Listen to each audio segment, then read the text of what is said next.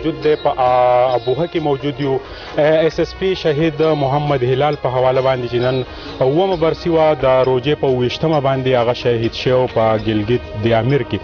ډي پي او صاحب دا راته ووایه چې بېشماره پولیس چې دي هغوی د خپل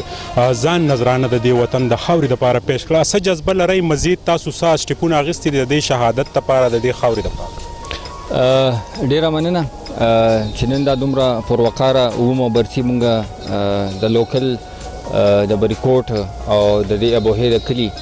د هلال شهید د فیملی دای په توسط سره د برسي منوکه مونږ د لپاره ډیره فخر خبره ده هغه قوم یو بیداره او یو جانداره قوم چې کوم خپل هیروز خپل غازیان خپل شهدا یاد ساتي تاسو ته پته ده 4 اگست مونږ مانځو په ټول پاکستان کې یوم شهدای پولیس او 6 اگست بیا خصوصي د هلال شهید چې کوم دی دغه برسي چې کوم په ګلګت کې تاسو ویل هغه شهادت نوش کړو آی دغه مناو مونږ ته پته ده چې څونه سخت وخت تیر شو آی کې کوم وینه تیر شو دغه څه قیمت ته او دغه په بدولت نن مونږ په امن کې دا یو پیسفل انوایرمنټ کې سا اخلو ژوندي پاتې کیږو نو د دې ورځې د مانځلو دوه پهلو دي یو دا چې چا قرباني ورکړي هغې ته موږ خراج تحسین پیش کړو او بل دا چې د دې عهد یو تجدید وکړو چې را روان دور کې هم دا موږ حاضر یو دا څومره پولیس والي دي په باور دي دا ولاړ دي سره د ټوپکو سره د وسلې په نور کې په رڼا کې په تیاره کې په طوفان کې نو مونږ حاضر یو چې کوم زموږ شهدا کوم لاره مونږ ته سیټ کړی د په هغې تللي دي مونږ ټول به د هغې نه هېڅ قسمه درېږ نه کوو قاسم علي خان چې کله دا وردي واغوندي نو خپله مور بیبي او والد صاحب د شهادت خبرې د هغوی مخې ته کوي څه محسوس کوي د هغوی خپل اوپینین څه د خاندان د خلکو ورجی مور پلار د بچي سره رشته خالص مینه رشته ده د بچو چې کوم دی آی سره هغه د سپورټ او د سټرنث یو رشته ده د پولیس سره زموږ خپلو کې موږ هم د یو فیملی حساب یو او چې کوم شهید شي نو هغه بیا زموږ د سر ستوری دی د مور پلار غم خو هغه خو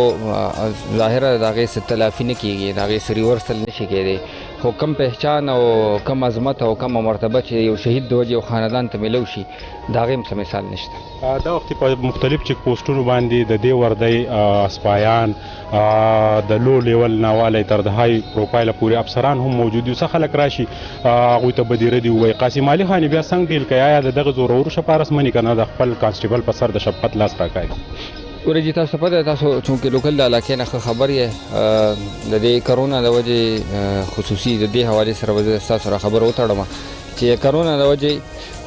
ټورسټ څومره سپاټس نو هغه حکومت بند کړي چې دلته جمګټي جوړیږي او خدا نه خاص را چې کم کمې راغلي دي په کرونا کې او دا په شا روان دي ختمېدو طرف ته ورلنډ دی نو دا دوباره را تازه نه شي هغې د وجې موږ خلک سټاپ کوو چې هغه سوات ته دې نه راځي بار بار ورته د سرکار د طرف نه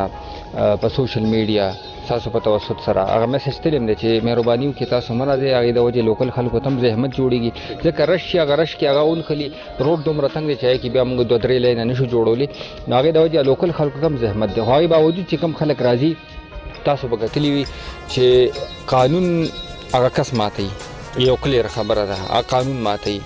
او د هغې باوجود هغه د پولیس نه ګیله کوي چې د ما سره نو چې ته قانون ماتوې نو پولیس کار دا دی چې په تا ایساروي نو د پولیس کار هم دی ریسټریننګ جاب یو کس یو کار کول غواړي ته یې ریسټرین کې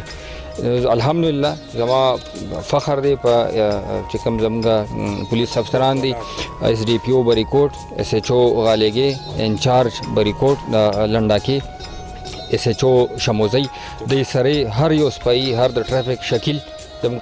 دی چې کومه سخته ډیوټي وکړه او په کم ښه انداز کې وکړه او په کم سخته ګرمۍ کې وکړه قابل تحسین میسج د نالم چې وخت هغه ته ووایه چې څه میټینګ کې څه ډیسایډ شو سوات کولاویږي که نه خلک ډېر په انتظار دی تپوسونه کوي